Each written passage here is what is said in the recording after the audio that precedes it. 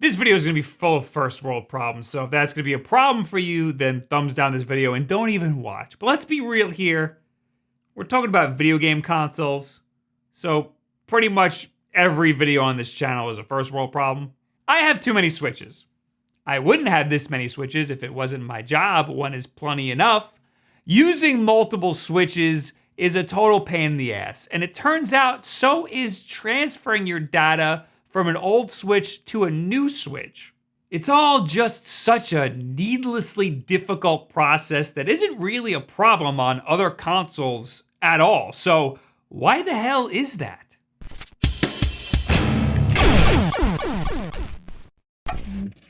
I already talked about some of this stuff in previous videos, but not all of it. There's been some updates, and this channel's always been about our personal journeys through video games and comic books.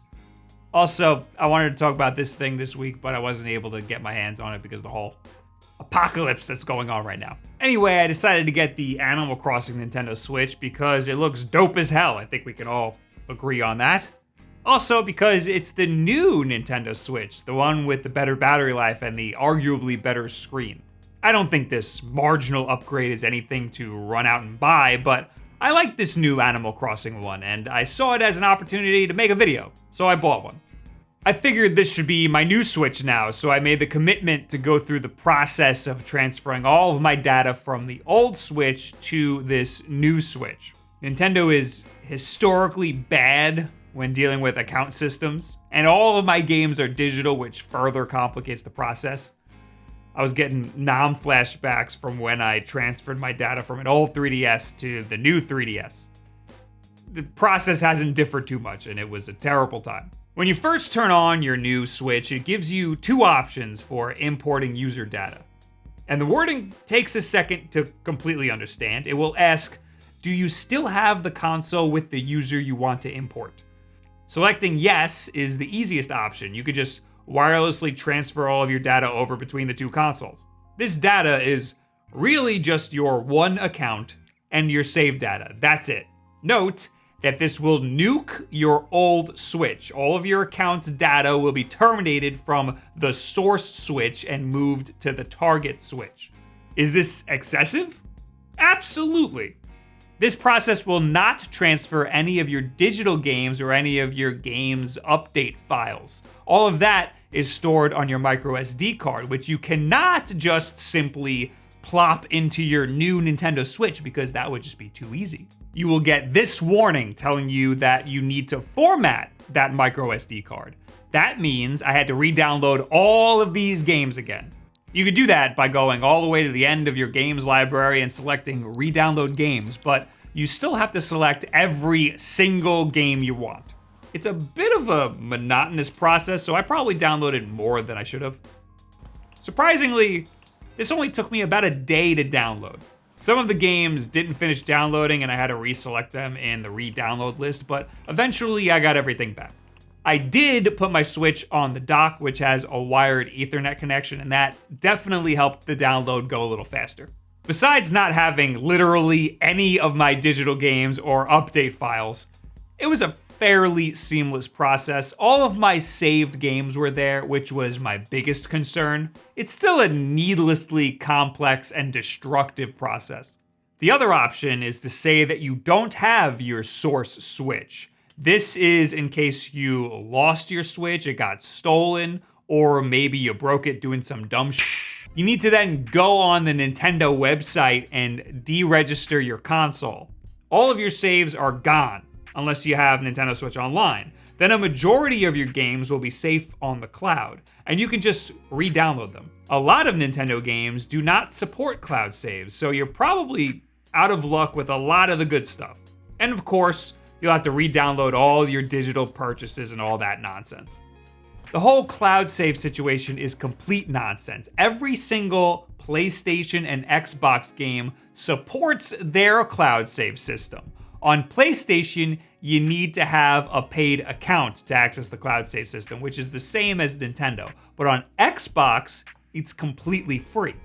On Xbox, you can upload and download cloud saves completely free as much as you want and seamlessly whenever you save your game.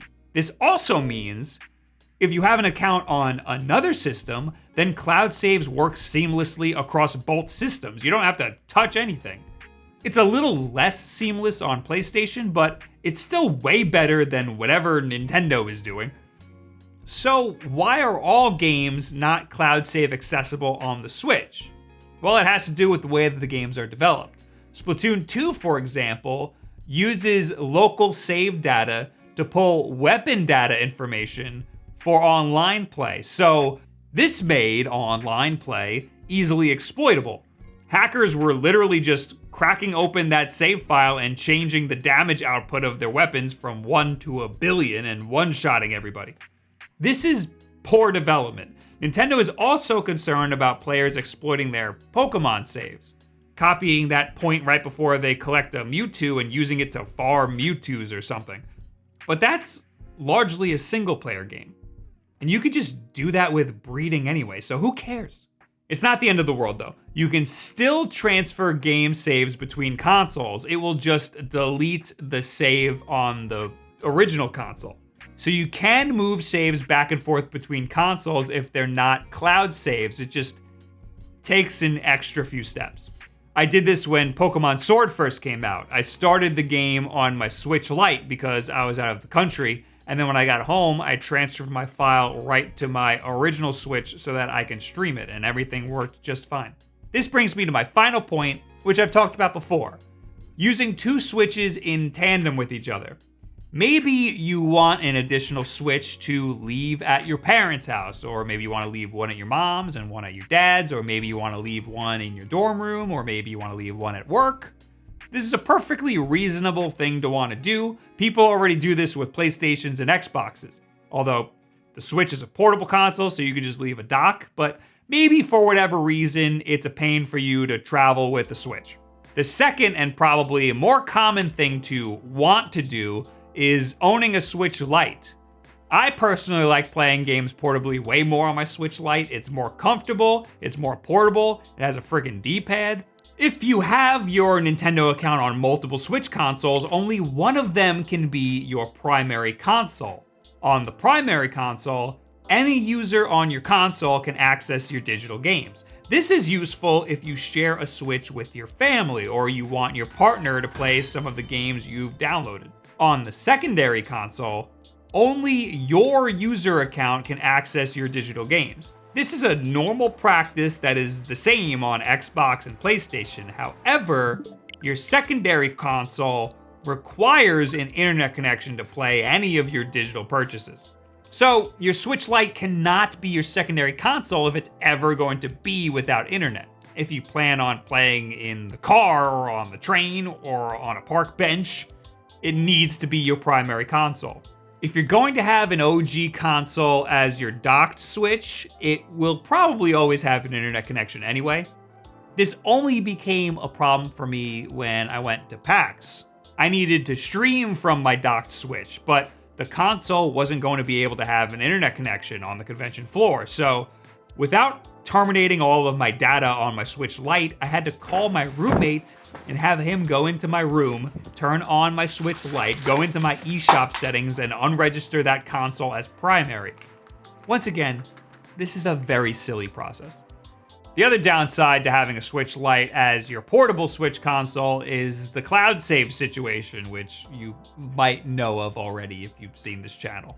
You can't seamlessly play your cloud saves back and forth between two consoles. Even if the game supports cloud saves, they don't always seamlessly upload to the cloud or download from the cloud. I frequently see cloud saves that are out of date, and I frequently see cloud save conflicts, which is a scary thing to see because that means progress lost, and I'll be damned if I lose my 200 hours in Mario Maker. I don't even know what's tied to the Nintendo account or what's tied to the save file in Mario Maker, but don't mess with my Mario Maker. So every single time I leave my house with my Switch Lite, I find myself double checking the cloud save of whatever game I want to play and re-downloading it just to make sure it's safe. If I forget to do this or I decide there's a different game I want to play, I'll often not play it because I don't want to potentially play an old save or create a new save conflict. In short, you can transfer saves between two Switch consoles, but The process is so needlessly complicated that it makes me not want to even play my Switch Lite at all. I find myself opting to just play with my phone or with my Pocket Go. That's sad. My PlayStation Vita did a better job at cross-save back in 2013. That's sad. So the moral of the story is, you only need one Switch console. It's a portable home console hybrid, so it already does everything. Getting an additional one might actually make your life worse and $200 to $300 poorer. I only have so many because it's my damn job to have so many, so that you don't have to. So you're welcome for that.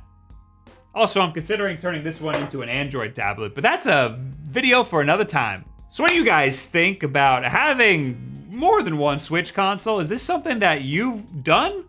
Is this something that you've considered? Has the Switch Lite tempted you that much? Or do you want to upgrade to a new Switch and maybe this whole process scares you a little bit? It worked out fine for me for the most part, but it is still a little scary to not have a backup of your save files. I could see this deterring people from wanting to get one of the new consoles. Anyway, leave it in the comments below. Add me on Twitter.